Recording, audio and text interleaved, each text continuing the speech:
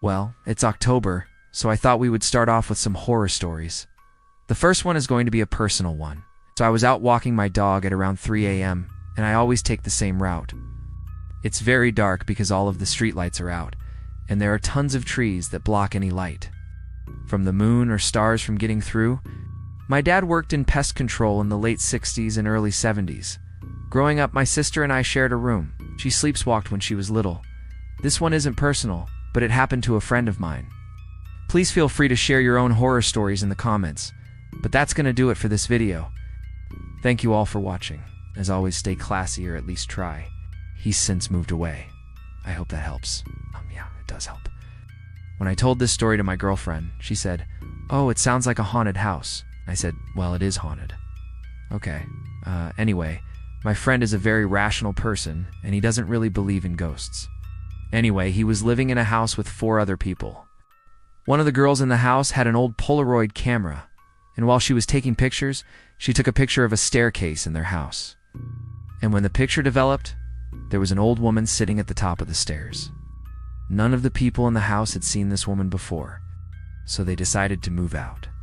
Now, this happened in Arizona, which is not known for its ghosts. So they figured that this must be the ghost of the woman who owned the house when it was first built. Now, this was a weird house. Like, it had all these Victorian-style curtains and things like that. So they checked the history of the house. And it turns out that the woman who owned the house when it was first built was named Gertrude Vanderbilt Whitney. But she never lived there. Like, she had a house built, and then she never moved in. So they figured that maybe the ghost was her. So they tracked down her will, and they found out that she left the house to her maid. So they contacted the current owner of the house and asked her if she knew anything about this. And she said no, she had no idea. So they decided to split up the rent payment among themselves. You know, like the 5 people that were living there, they split up the cost of the extra month's rent to cover the cost of the maid that was listed in the will. Now, a week later, the owner calls them, and she says, "I owe you an apology. You guys don't have to pay me for another month." It turns out that the name on the deed is actually Martha Vanderbilt Whitney, which is the maid's name. And the woman that they thought was the ghost is actually the maid. And apparently she died in the house in 1985. So maybe the Polaroid camera attracted the ghost or something, who knows. And one night she started screaming for me to help her because she couldn't stop bleeding. I was 9 years older and not the least bit afraid. I thought she was having a nightmare. But when I got into her bed, she wasn't there. I found her asleep in her own bed, except that she was covered in blood from head to toe. There was blood all over her pajamas, her sheets, her hair, her face, everywhere. I was freaked out and immediately woke my parents up. They were understandably concerned and called the hospital. The doctors did tests and checked her for injuries, but she was perfectly fine. Her room was locked from the inside. She didn't remember anything, and there was no way she could have gotten out of bed and cut herself without us knowing it.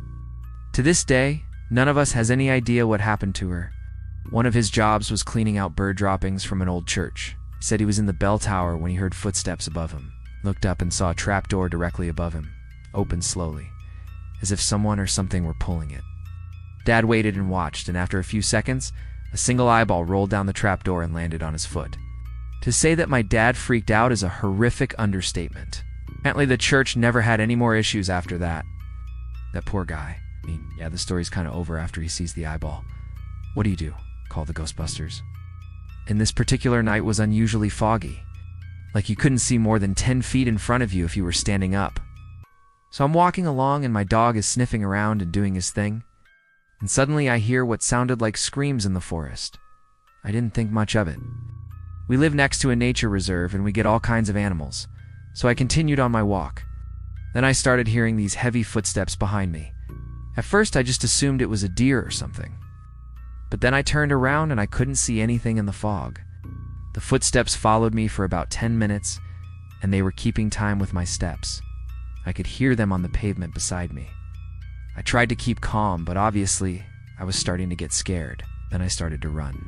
The footsteps started getting louder and faster, and they kept pace with me. Finally, I made it home. When I opened the door, I could still hear the footsteps on the other side of the door.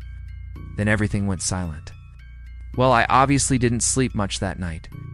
And the next day, when I went out to check, there were no prints in the mud. And the only thing my dog had tried to chew on was a leaf. Next one is going to be from a Reddit user. Next one is going to be from another Reddit user. And the last one is going to be from another Reddit user. Well, that's all of the horror stories that I have for you today.